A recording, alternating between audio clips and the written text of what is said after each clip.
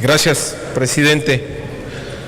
Me causa un poco de sorpresa la intervención del senador Gracia, porque parece que se le olvida que estuvieron 12 años en el poder y tuvieron la misma complicidad política que históricamente tuvo el PRI con los sindicatos.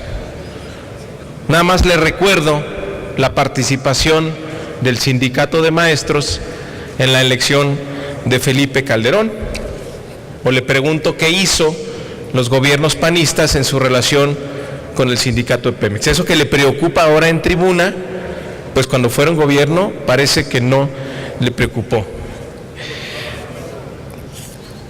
El tema que nos convoca en este momento son las reformas a la ley de presupuesto. Ya tuve una intervención donde señalé claramente cómo se cambia la naturaleza de la ley de presupuesto y responsabilidad hacendaria, donde le tendríamos que quitar el concepto de responsabilidad, porque en realidad lo que se hace con estas nuevas disposiciones es darle una nueva salvaguarda al gobierno para que no tenga que tocar absolutamente bajo ninguna circunstancia su tendencia de gasto público, incluso en situaciones de crisis donde hasta el momento lo que se ordena es la reducción del gasto no productivo para que se ajuste el cinturón como lo tienen que hacer las familias y las empresas en caso de crisis.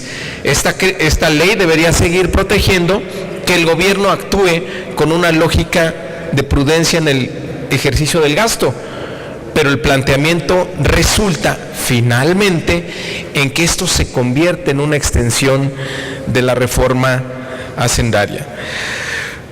Se sigue hablando, del tema de las pensiones. Insisto que esto es un truco. Ni siquiera vale la pena analizar qué va a entrar y qué no va a entrar. Yo pregunto, decía el senador Gil, que es reconocido por su conocimiento de leyes, pero hizo varios errores en términos económicos, porque él nos explicaba de muy buena manera que la deuda pública la deuda contingente, los pasivos contingentes laborales de Pemex ya son deuda pública. Pues yo le quisiera preguntar al senador Gil, si ya es deuda pública, ¿por qué no se reporta en los informes del gobierno? Porque hay un apartado especial para pasivos contingentes. Hay un indicador que son los requerimientos financieros del sector público y no están en ningún lado esos pasivos. Por eso exponía yo que si vamos a entrar en esta metodología tendríamos que ser parejos. Y hay más de 100 puntos del PIB en los distintos sistemas de pensiones que no son registrados y que son deuda pública contingente de la banca de desarrollo, de los sistemas de pensiones estatales, de las universidades y un largo etcétera que está ahí pendiente. Por eso sugerimos, propusimos, como siempre trajimos a esta tribuna propuestas, que hagamos un indicador de sustentabilidad fiscal donde podríamos empezar a monitorear este tipo de deudas. Yo quisiera que alguien me explicara, pensándolo en los hechos y suponiendo que esto se aprueba, suponiendo sin conceder, ¿cómo va a ser la materialización de esta transición de un pasivo contingente a deuda directa? El pasivo contingente es una proyección actuarial de una obligación que va a ocurrir en el futuro. Quisiera preguntar cómo se actualiza en este momento, cómo se materializa como deuda directa. Eso no puede ocurrir. Por lo tanto, yo insisto que esto es un artificio de un plan que se tiene para trasladar a los trabajadores de Pemex al sistema de Afores, al sistema de cuentas individualizadas. Lo único que se está haciendo es poner un factor de presión para la negociación. Por eso le digo a los trabajadores de Pemex que no es la única solución. Por supuesto que es deseable que se ponga orden en ese rubro a la paraestatal. Por supuesto que pensar que tener un esquema no contributivo no va a afectar a Pemex en el largo plazo, pues sería ingenuo. Pero no es blanco o negro, no es el sistema actual o las Afores. Se podría plantear un esquema contributivo que fuera un esquema solidario y definir muy bien cuáles son los beneficios. ¿Por qué no es la opción las Afores? Porque ya lo explicó muy bien el senador Mayans. Es un desastre en el sistema. Siempre se habla de los grandes beneficios de las Afores en términos del ahorro interno del país, más de 12 puntos del producto acumulados ahí. Pero nunca se habla de qué pensión va a tener ese trabajador a su edad de retiro, pues menos de un salario mínimo.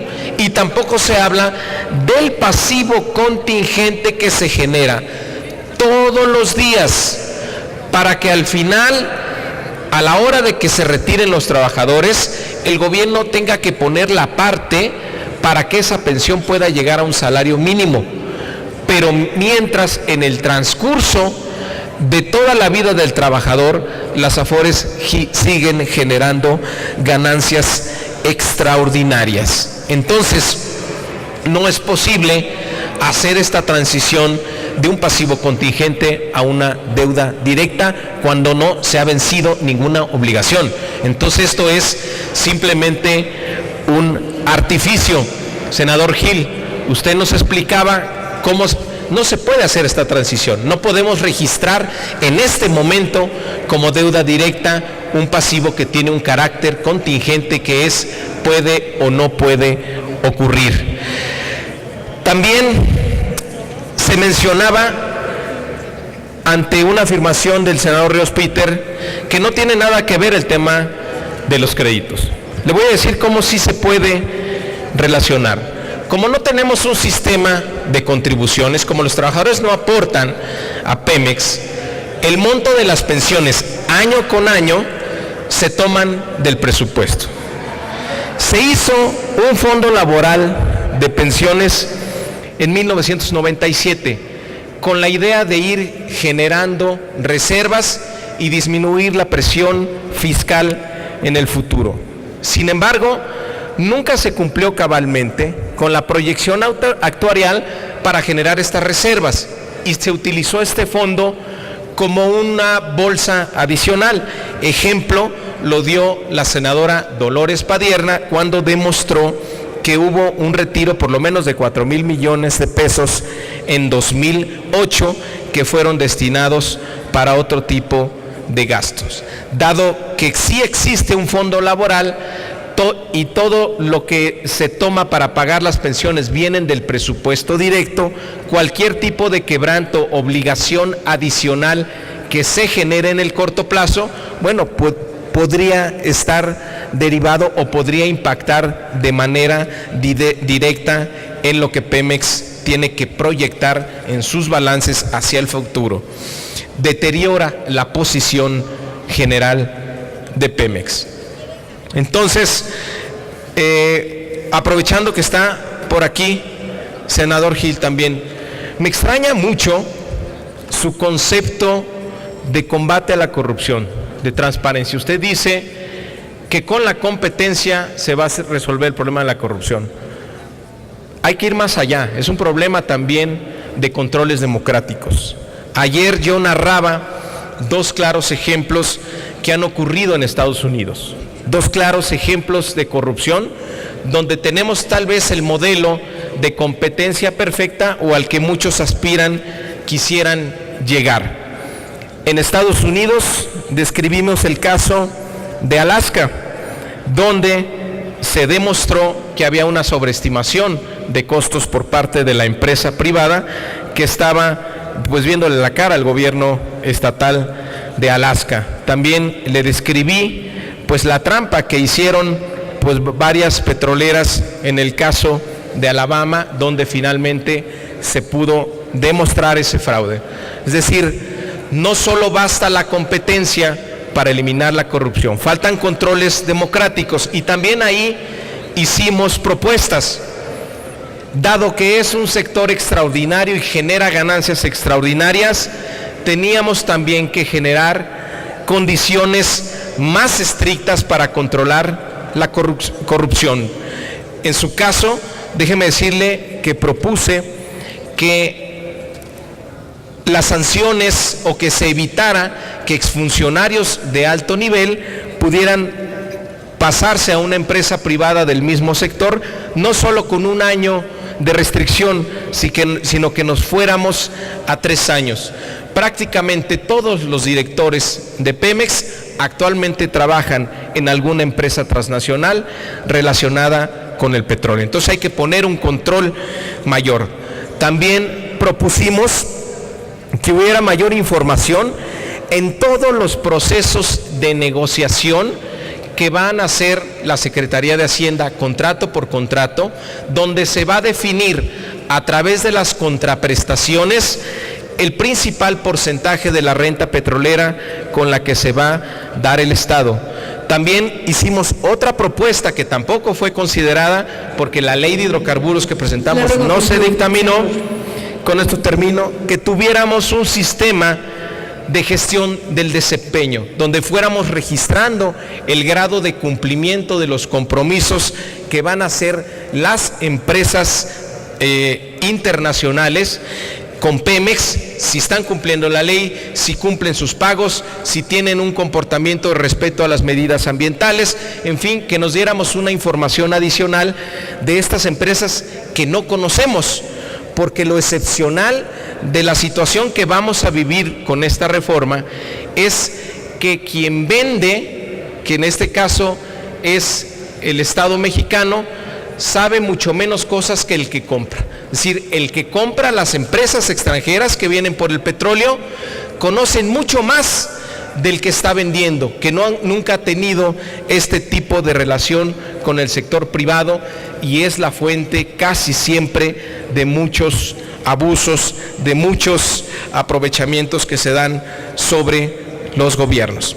Por último, quisiera hacer algunas diferencias en por qué el fondo mexicano no es un fondo de ahorro y es una mezcla entre fondo de estabilización que se malogra y que realmente la utilidad más importante que va a tener es la de ser una tesorería alterna para ofrecer otra garantía adicional a las empresas petroleras para decirle: tus ingresos, la renta que te toca, no va a entrar a la tesorería de la Federación, la manejamos acá por fuera con un comité técnico controlado por el secretario de Hacienda y con un orden de prelación que, ordenado por la ley y la Constitución, de pagarte a ti, extranjero, en primer lugar el destino de la renta petrolera. Esa va a ser realmente la finalidad más importante de este fondo, dado